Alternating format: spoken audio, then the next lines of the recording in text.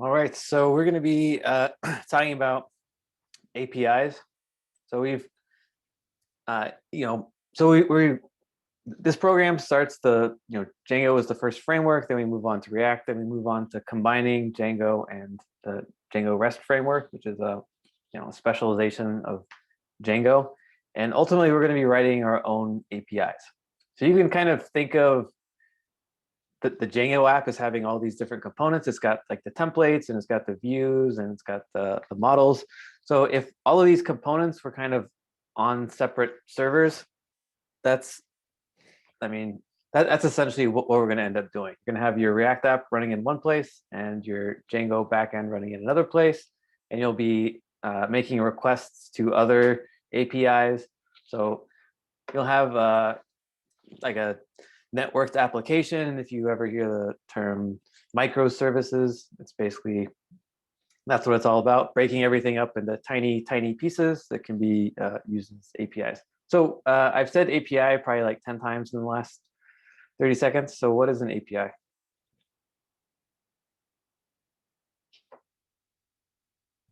Application program interface. Yes.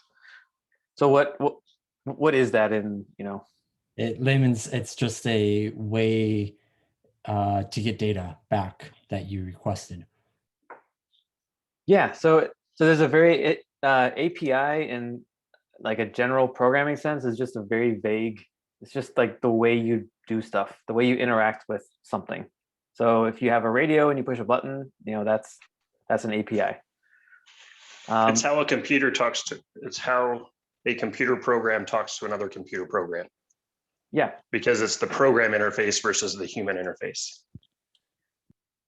Yeah, so there's operating systems have APIs. The web browser has an API. You can think of protocols as basically being an API, so the HTTP protocol. But usually when we say APIs, we mean something a little bit more specific, which is a REST API.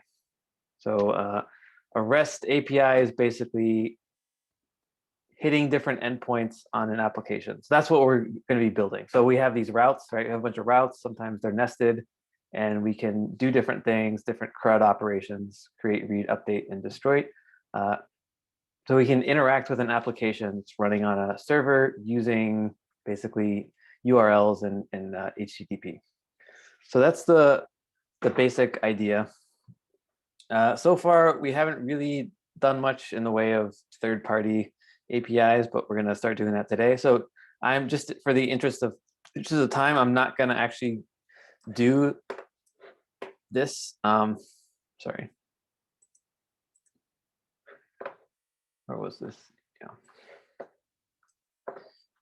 Yeah. So you're free to go through. This is just going to walk you through making a quick Django application, and then you're going to use a Google API to render a map in your application.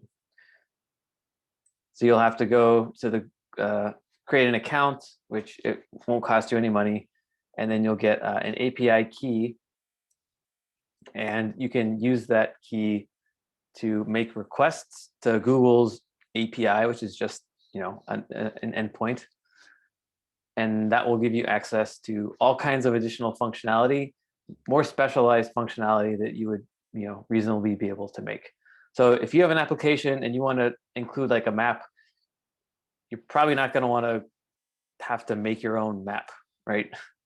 The work and the specialization that goes into that is just way beyond what most people. So that goes for credit card processing. If you want to start your own credit card processor, that's a huge headache. So what people do is, other people have these specialized niches that they develop, and then they sell their services, and you can use them sometimes for free. So I'm just gonna do a slightly simpler example, and then after I do that, we'll break for lunch, and then we'll come back and we'll talk about the assignment for today, which will be fairly frustrating and challenging because you'll have to deal with an API. So what do you get back from an API 90% of the time? JSON. Yeah. JSON. So you're gonna make a request, and your request often will be in the form of JSON, and you'll get back almost all the time JSON. Sometimes that JSON is nice and concise, and sometimes it's just a huge blob. So you're going to be working with a huge blob today. So figuring out how to extract data, figure out how to use the API, how is it structured, what kind of requests can you make, how do those requests have to be formatted, what kind of information do you get back, and then how do you parse that information to get specifically what you're looking for. All right, so there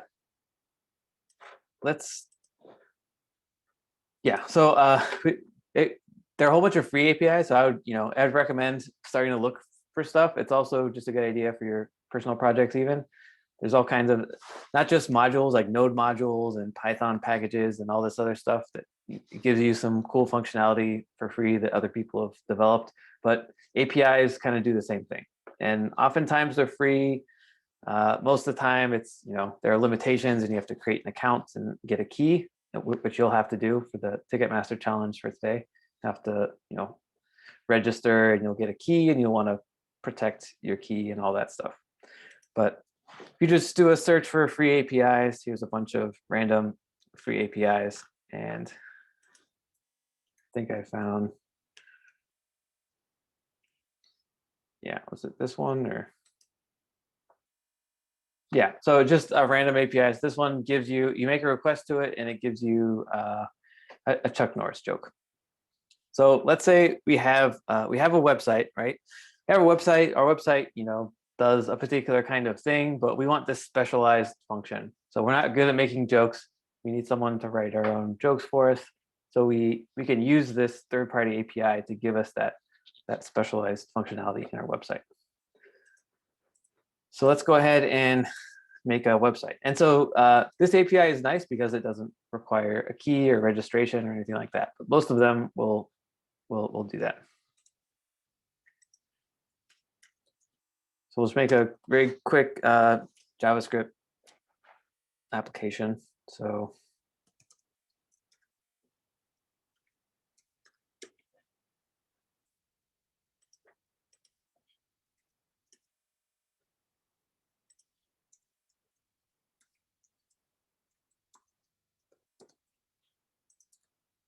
all right, and then we'll have a script tag.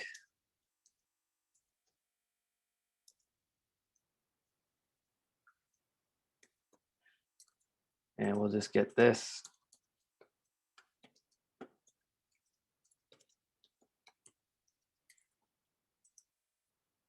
And I'm going to run this with live server.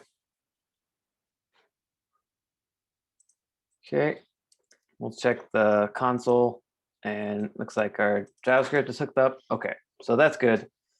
But so our page right now is pretty boring. We want to populate it with some jokes. So how do we do that? Well, we can do a search for APIs. So we want joke APIs or weather APIs or cat picture APIs. There's all kinds of APIs you can find. So we found this one, and like anything else, right? When you first come across Django, you don't just start using Django. You have to look through the documentation because although REST API, this is there's a standardized format and structure. There's lots of individual variation. So you have to look at the documentation and figure out what it does and how you can get it to do what you want to do. So here's an introduction. Looks like it returns, results can be returned as JSON or using a callback. So JSON, that's good. That's just standard. The default case will always look like type something about, so it's telling us about the structure of the JSON. This could be formatted a little better, but yeah, that's APIs for you. And callback functions, we're not going to worry about that. Escaping special characters. So it looks like fetching a random joke. That could be interesting. You get a random joke. You can also fetch multiple random jokes. So it looks like we can pass it in a number. So let's try doing that. So we'll make it dynamic rather than just getting a random joke. Let's have the user will be able to say how many jokes they want. So let's add a form here.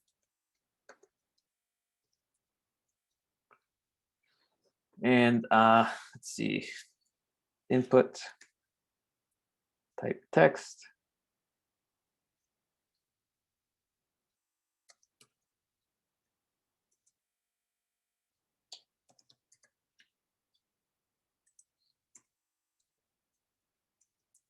And we'll do a button. This will be a submit button.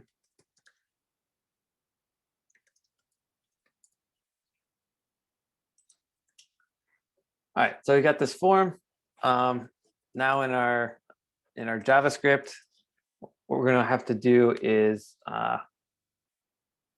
grab the form. So let's do that. So dot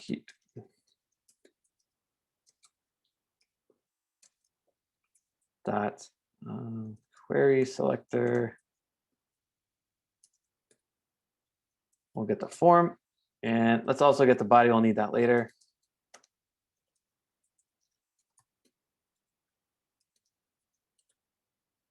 Okay, so we have the form, and let's add an event listener to that. So form.add event.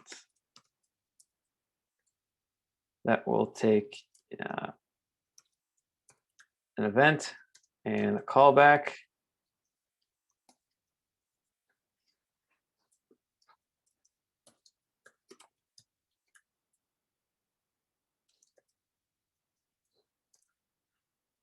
Okay, so we'll prevent the default, and for now, let's see. Let's start by logging whatever we're gonna get. So e dot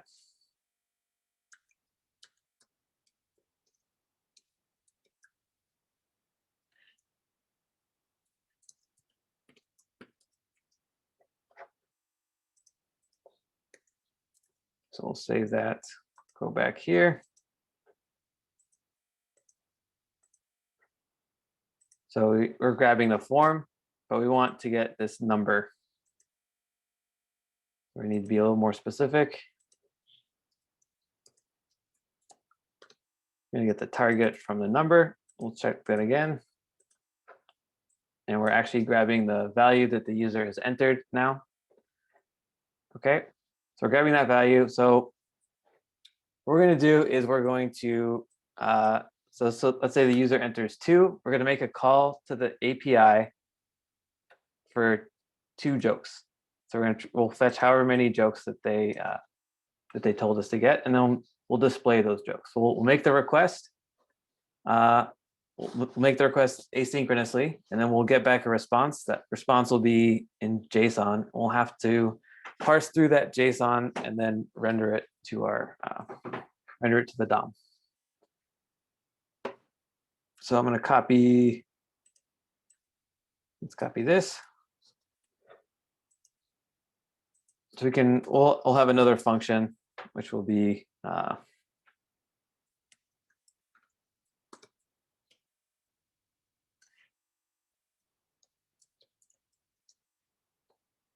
function get jokes, and we'll make a fetch request. We'll use backticks.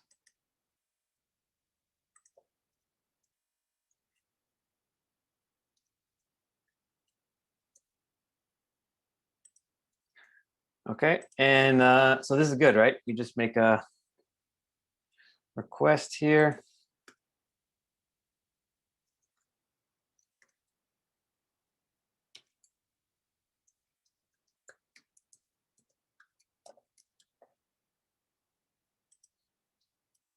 Is that good? Is that all we need to do?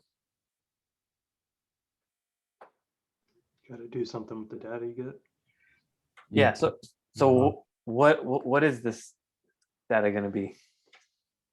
Promise. Yeah. So how do we do stuff with a promise? Use So are you at the the, method? Sorry. You need a dot then to it. Yeah. Okay. And then we can process, and we'll do dot then. We'll just try console logging it for now.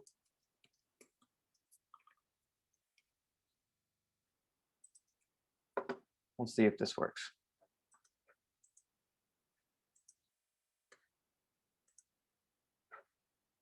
Okay, so we made a request now to this third-party API. We got a JSON object back, and it's got a whole bunch of stuff in it. So we can't just render it directly. We want to get at the actual joke here. So we're gonna have to examine this object, right? And we'll get the value. In this case, it's an array. So let's make some more refinements. Dot value, something like that. So now we're cutting down on what we need to look at. So there are two things in this array, and both of them are objects. So a few ways to deal with that. I think map would probably be the most straightforward. Oops. Let's see.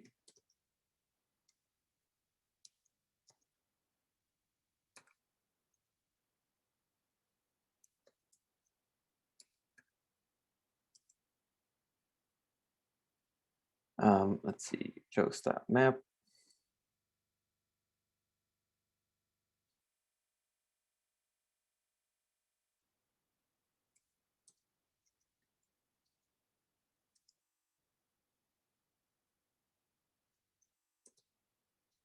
Joke, I think.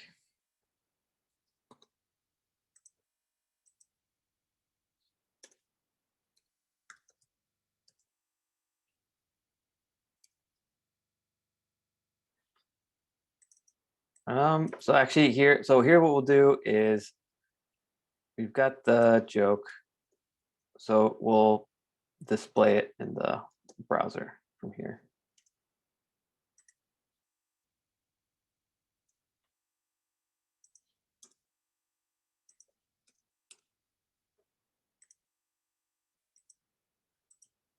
So we'll create an element. So p equals document.create element. We'll make it a p. And we'll add the inner HTML or inner text.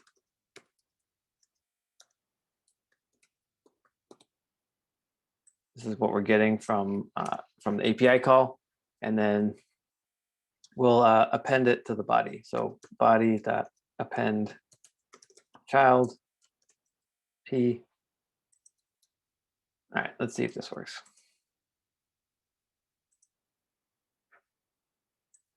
The property map of undefined.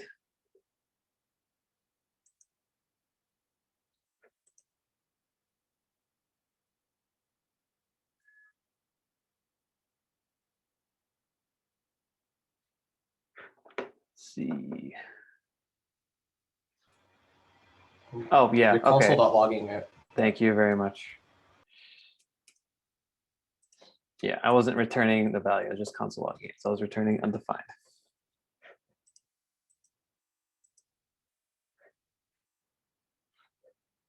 Okay, and if I do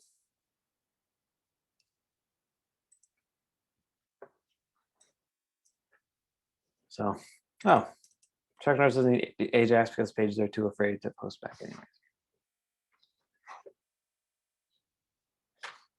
Okay, so that's the basics of using an API. So this is a fairly simple case, but it's also just standard. So I think of something that I want, I look for and see if there's an API available. If I find an API that looks suitable, I look through the documentation, I figure out how it works, I probably will have to sign up and create an account and get an API key. And so typically what you would do here, instead of just making the request, you would include the key as, as part of the request. And then you'll get back the data. You'll have to figure out how to parse through the data. So we'll stop here and you can take lunch, and then I think it'll be a short lunch, but let's say at 1:15, meet back here. We'll quickly go over the challenge, and then you guys can start working on it.